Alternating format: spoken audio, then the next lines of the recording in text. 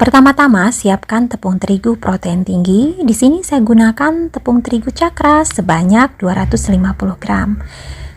Gunakan tepung yang protein tinggi ya bun ya, karena saya pernah menggunakan tepung yang protein rendah atau yang curah biasa, dan ternyata hasilnya kurang kalis, lebih basah dan lengket di tangan saat diulen.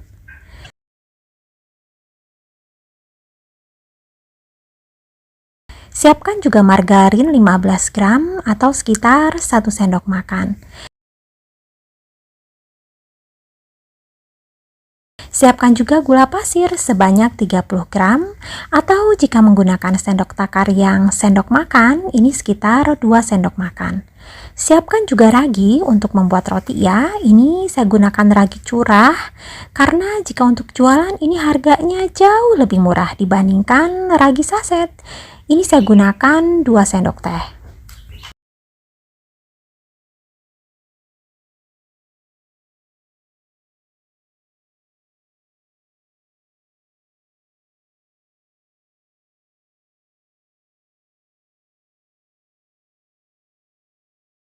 Kemudian siapkan wadah yang agak besar dan masukkan tepung terigu protein tinggi.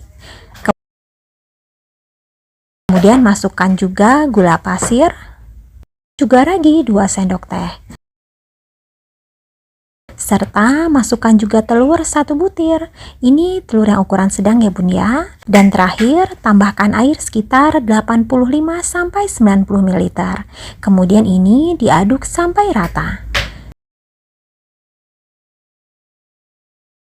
Jika sudah rata, kemudian masukkan margarin sebanyak 15 gram. Kemudian ini diulen ya. Ini saya mau mengelunnya menggunakan tangan aja agar lebih mudah dan cepat.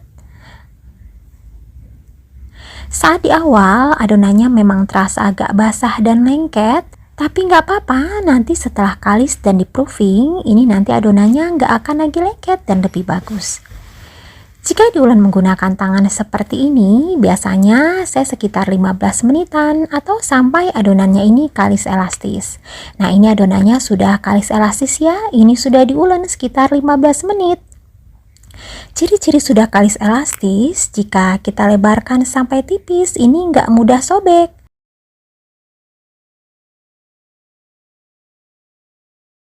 Nah, seperti ini udah cukup ya. Kemudian ini akan diistirahatkan selama kurang lebih 1 jam atau sampai adonannya ini mengembang 2 kali lipat. Tapi itu tergantung suhu di daerah bunda ya. Jika suhu di daerah bunda lebih dingin, waktu proofing juga akan lebih lama. Jangan lupa ditutup agar adonannya ini nggak kering. Sambil menunggu adonannya ini di proofing, kita akan membuat isiannya terlebih dahulu. Untuk isiannya saya pakai yang mudah dan praktis tapi tetap enak. Ini ada sosis 2 buah yang panjangnya sekitar 11 cm. Ini saya beli di pasar harganya Rp800. Sosis ini akan direbus terlebih dahulu agar matang. Nah, ini sudah direbus ya. Kemudian ini saya iris kecil-kecil. Selain direbus, sosisnya ini juga bisa dikukus ataupun digoreng ya. Yang penting matang. Karena nanti sosisnya ini akan dijadikan sebagai isian. Kalau nggak dimasak dulu, khawatir nanti nggak terlalu matang sosisnya karena ada di sebelah dalam.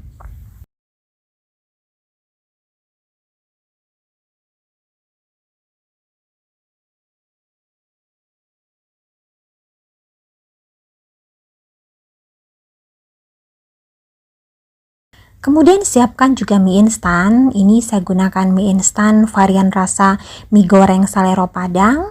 Tapi untuk varian rasanya ini nggak mesti seperti ini ya bun ya. Silahkan disesuaikan aja dengan selera. Mie ini akan direbus sampai lunak. Nah, ini airnya sudah mendidih. Langsung aja dimasukkan mie-nya. Ini dimasak sampai mie-nya lunak. Atau kalau mau lebih praktis, sosis yang tadi 2 biji tadi ya boleh direbus bersamaan dengan mie-nya ini. Nah, ini sudah lunak ya, bisa langsung diangkat dan ditiriskan.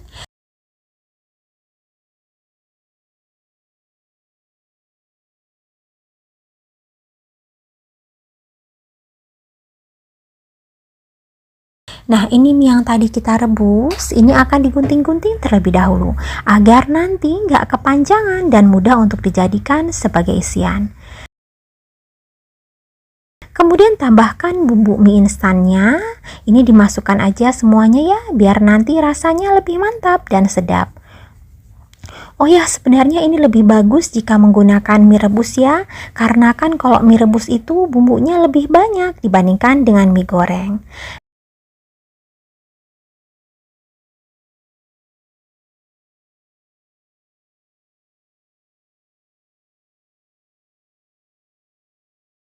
Nah, ini diaduk ya sampai rata. Kemudian masukkan sosis yang tadi sudah direbus dan dipotong kecil-kecil. Ini diaduk lagi sampai tercampur rata. Jika sudah rata, ini sudah siap untuk kita jadikan sebagai isian. Sekarang kita akan melihat adonan roti yang tadi di-proofing. Nah, ini adonan rotinya sudah mengembang ya. Ini saya buang dulu gasnya. Dan ini adonannya setelah di-proofing gak lagi lengket dan lebih elastis. Ini akan dibagi menjadi 16 bagian. Saya gunakan alas dulu ya biar gak lengket. Untuk membaginya, ini saya kira-kira aja, tapi kalau Bunda mau lebih akurat untuk jualan, bisa menggunakan timbangan ya. Jika menggunakan timbangan, jika dibagi menjadi 16 bagian, itu sekitar 26-27 gram untuk satu adonan roti. Setelah dibagi menjadi 16 bagian, kemudian ambil satu adonan, ini kita bulat-bulatkan terlebih dahulu. Kemudian dipipihkan. Setelah pipih, ini diisi dengan mie instan yang tadi sudah disiapkan. Ini mengisinya agak banyak ya bun ya. Dan ini insya Allah nggak akan kurang satu mie instan seperti ini untuk mengisi 16 buah roti. Ini ditutup sampai benar-benar rapat. Ingat, ini menutupnya harus sampai benar-benar rapat ya bun ya. Karena jika tidak rapat, ini rawan terbuka saat di-proofing yang kedua ataupun saat digoreng. Setelah dibentuk bulat, ini dipipihkan. Nah, jadinya seperti ini. Bagaimana mudah ya bun ya cara membuatnya? Ambil satu adonan, kemudian dibentuk bulat. Ini dipipihkan. Kemudian diisi dengan mie sosis. Kemudian ditutup kembali sampai benar-benar rapat. Dengan cara dipicit-picit dengan kuat. Ini harus benar-benar rapat ya bun ya menutupnya.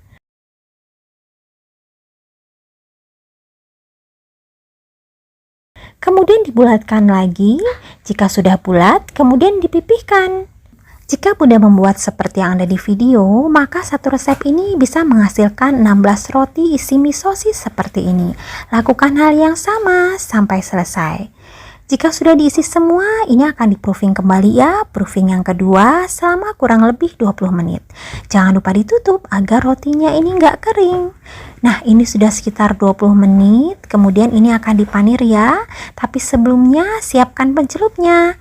Untuk pencelupnya, gunakan putih telur. Celupkan roti yang sudah di-proofing 2 kali ke dalam kocokan putih telur, kemudian dibaluri dengan tepung panir.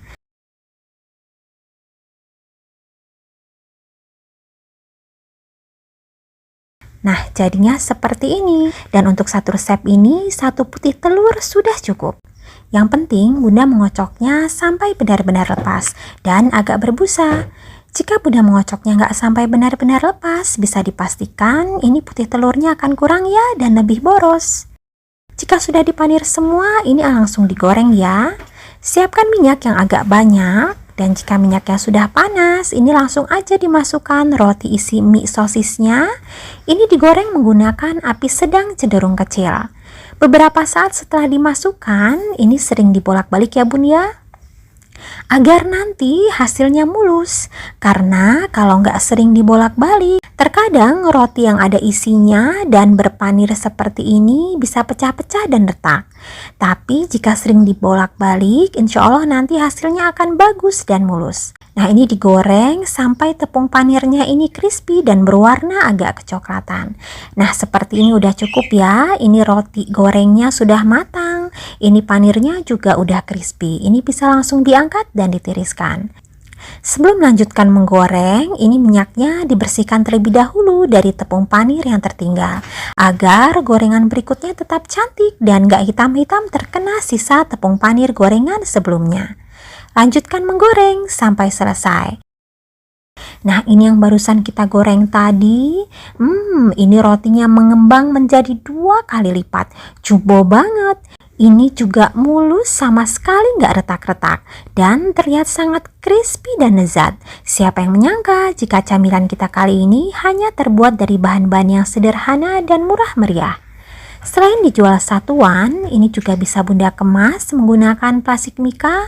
Di sini saya menggunakan plastik mika yang ukuran 7 kali 14 cm dan ini bisa diisi 2 buah. Boleh juga ditambahkan saus sambal saset sebagai pelengkap. Jika menggunakan plastik mika dan tambahan saus sambal saset seperti ini, silahkan disesuaikan lagi untuk harga jualnya. Atau ini juga cocok banget jika dijadikan sebagai snack box. Ini dialas dulu dengan kap kertas, kemudian dikemas dengan plastik OPP. Ini saya gunakan yang ukuran 10 kali 10 cm.